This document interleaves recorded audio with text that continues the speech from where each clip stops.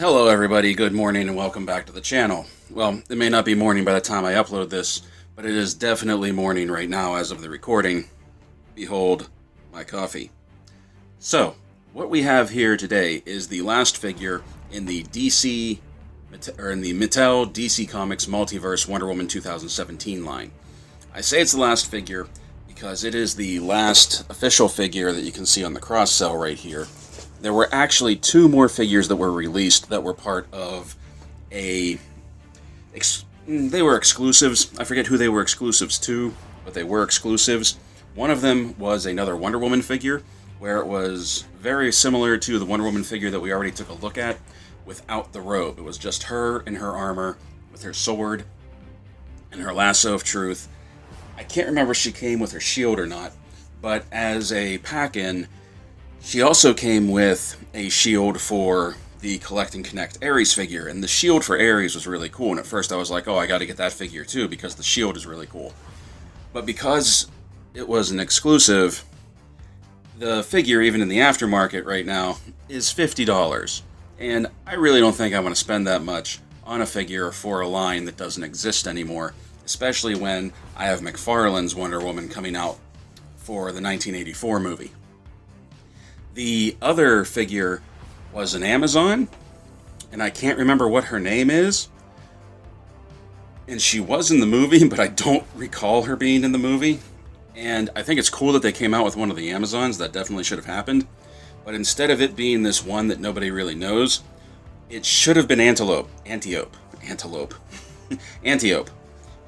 The general played by Robin Wright, the general who trained Diana in the movie, and who died on the beach, and whose sacrifice motivated her to join the fight. I feel like that was a missed opportunity. And the only add-on, or the only pack-in that this Amazon figure comes with is a set of twin flaming swords for Ares, that don't look very good. So once again, I really have no desire to pick that figure up. So the other two are out there, but this, for me, is the last one that I need, and this is the last one I'm going to get. So, what we have here today is another one of Wonder Woman. As you can see, it is just called Diana of Themyscira. And it is her before she becomes Wonder Woman. This is her Themyscira, her Amazonian outfit. Once again, down here we have Gal Gadot. On the side, Gal again. DC Comics Multiverse up top. And Wonder Woman logo on the side, Wonder Woman logo on top. We have the cross cell on the back. We've taken a look at all of these figures. Diana is just the last one we have to take a look at. And then with Diana, we get the lower torso portion of Ares, and then we'll have this complete figure that we can take a look at as well. Now, all these are from 2017. You've seen some wear and tear on boxes before this one, but this one has definitely been beat up. I don't know if that was in shipping, if that was in storage. Truthfully, the cardboard feels a little soggy. It actually feels like water damage. Like wherever this was sitting, it got flooded. And I don't think it got to the inside. I don't think it affected the figure, but we'll find out in a second when we open up Diana, Princess of Themyscira. Alright friends, so here we have her, Diana of Themyscira, out of the box, and the first thing we're going to do is see how she measures up to the other figures. Sorry, I told you it's early in the morning. Alright, we put the tape measure behind her, and just like all of the other three, she's coming in at roughly 6 1/4 inches tall. So yes, they all scale up to be the same. Now, let's bring her a little closer, and we'll take a look at her face sculpt, which I do believe a lot of... Let's focus this in. There we go.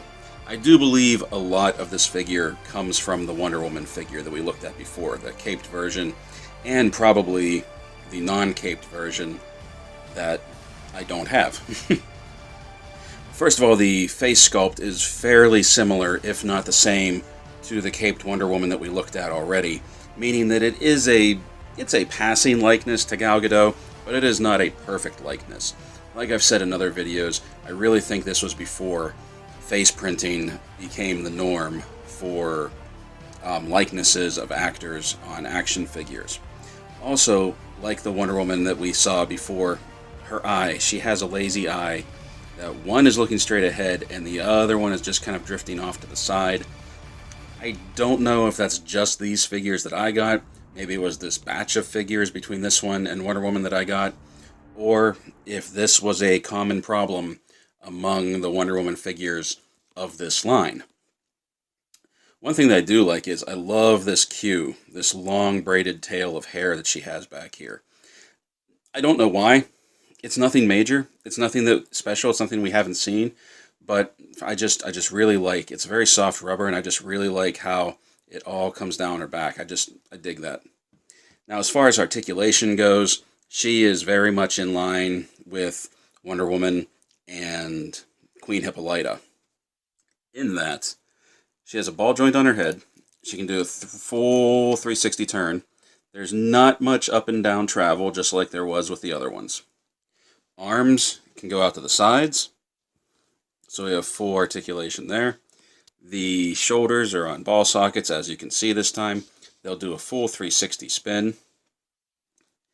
Bicep swivel, unlike Steve. Single jointed elbow. Wrist swivel. Waist twist. No ab crunch. Legs are on an H joint, so they really don't split very well. They don't go forward very much, mainly because, I believe, the restrictions of this heavy skirt, nor do they go back very much. She has single-jointed knees, and she has an ankle pivot, but not nearly as much travel as she's had, or as the other figures of the line have. I believe, from the elbow down, these arms and hands are the same arms and hands that were on the robed Wonder Woman. It's the same sculpt, same everything. And that will become important in a moment, and you'll see why. All in all, I like the paint app of this figure. I like the design of this figure. I appreciate that we got this figure because seeing her before she became Wonder Woman was a unique experience on screen. We see it very often, usually only in origin stories or flashbacks in the comics, and we've never really had a figure of her before she became the Wonder Woman. And seeing her as just Princess Diana is pretty cool. One thing that I wish they would have done is, instead of painting these on, it would have been cool if these would have been like the baldric on Wonder Woman, where it was just hanging on her, and then you could have had a sheath and spaces for her to hang her accessories off of, which once again, we'll get to those in a moment. She's not bad. The skirt is once again very heavy rubber, just like Steve's coat, just like Hippolyta's robe, just like Wonder Woman's robe. The only problem is because it's so short, it's really like from the waist down, and it's sealed in front. There's not a whole lot of play. You can't get a whole lot of movement out of her legs because the skirt is actually very restrictive. It doesn't give at all, and what little bit it does give, it will push the leg back from its full swing. So that's what we have for her. And once again, you can see there's a little bit of paint rub on the face. The face sculpt of these figures is not bad. The face painting of these figures, though, has been very, very disappointing because you always get little imperfections like this. And I understand these figures are, 3 years old at this point, that it could be age, but they all pretty much came out of the package. There's really no excuse. Oh, and you're having a crack down the side of the neck here. There's really no excuse why all of these imperfections are on figures of this line. Oops. So this is Diana. She's good to look at, but there's not much to her. So let's jump into her accessories. But first of all, we get this, and we've seen this before, the Lasso of Truth. Once again, this came with the robed Wonder Woman, and I'm betting that it's going to come with that it would come with the standard Wonder Woman. There we go. With the standard Wonder Woman, the one that I don't have, and you can see this is exactly the same mold as the golden lasso that came with the robed version. The problem is that because the figure has nowhere to hang any accessories, you really don't have a place to hang this. She can hold it. She can even put it up on her shoulder like she did in the movie when she stole the lasso of truth. I believe she just sort of slung it over her shoulder. You can pose her that way. You can pose her holding it, but there's no place to hang it on her. Okay? Something else that we get is this sword. Now, this is not the God Killer, and as you can see, like a lot of the stuff that I've got, it's a little bent, but that can be fixed, so I'm not really worried about that. That just happens. This is not the God Killer. This is just a regular Amazonian sword. And I dig that. I like that. Because she did have just a standard weapon before she stole the God Killer from the tower. There's just one problem, though. And I think this may have been from a different line. This may not have been part of the Wonder Woman line. 1 second. Let me grab. Okay, here we go. Here we go. If you look at the sword that she comes with against the God Killer, you can see that this sword is much beefier than the God Killer sword. Okay? And I'm talking mostly in the hilt, in the handle up here. That the God Killer, and even Hippolyta's sword, is very thin in the hilt. And like I said, Diana's hands come from the robed Wonder Woman figure that we looked at already. So the fit of this sword in her hand is very tight, and she doesn't hold it very well. See, like, you can't get a decent... It always wants to pop out. So you can either stretch her hands and potentially damage the figure, or eventually that is just going to pop back out to the side. Try and turn it so it's straight on.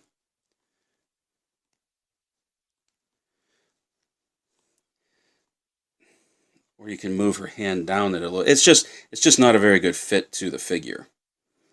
And what's infuriating about that is, as much as I like the sword, if you don't want to put it in her hand, once again, there's no place on this figure to sheath this, whether it's on her back. I guess you could tuck it underneath her ponytail, underneath her braid, and hold it up that way. Or there's no baldric on the side. So if you're going to pose her with her accessories, you kind of have to make considerations for there's no place to put things, and there's really no place. There's no good way for her to hold this oversized sword of hers. The figure is fairly dynamic in its posing, just like the other woman, the other Wonder Woman, just like Hippolyta. But this one is a little disappointing, with not being able to hang her accessories on her, not being able to sheath her weapons on her, not even being able to properly hold her sword. Now, if you see here, we'll even take this.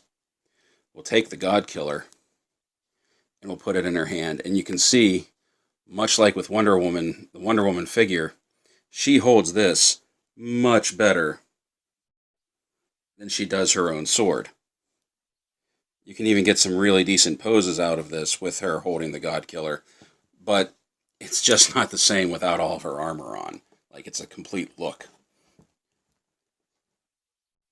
So there's what we have. Let me get her to stand up. This is what we have. This is the last of the series. She doesn't balance very well, and I don't know if it's because her ankles don't really level out correctly. All in all, I think this is the most disappointing figure. This was the one I was looking forward to the most, or one of the ones I was looking forward to the most. Probably right after the robed Wonder Woman figure. But this one turned out to be a big disappointment for all of the reasons that I listed. the whole line in general, as a Wonder Woman collector, I'm glad I have the whole line. As an action figure collector, I can understand why people may have made a pass on all of these figures. There's paint issues, they're not very dynamic and posing, especially for the time with only having single jointed elbows, no ankle pivot, no wrist pivot, tight grips on the hands, not being able to completely hold the weapons. I understand why people made a pass on these. And truthfully, when I display all of this set, with the exception of Ares, once I put them together, we'll see how that turns out, I'm more than likely going to just be displaying all these figures in their original boxes. So, that's the end of the Mattel DC Comics Multiverse line as far as the boxed figures go. Next we'll be taking a look at Ares. And we have a lot more content coming down the line for Wonder May. In addition, I think I have an idea of what I'm going to do with this sword. I'm not going to say anything yet, but you'll see it when we get there. Hope you come back. There's a lot coming down the line this week because we're in the last week of Wonder May and I have a lot to get through. Thank you for watching. Thank you for spending this time with me. Play well, everyone. Stay safe.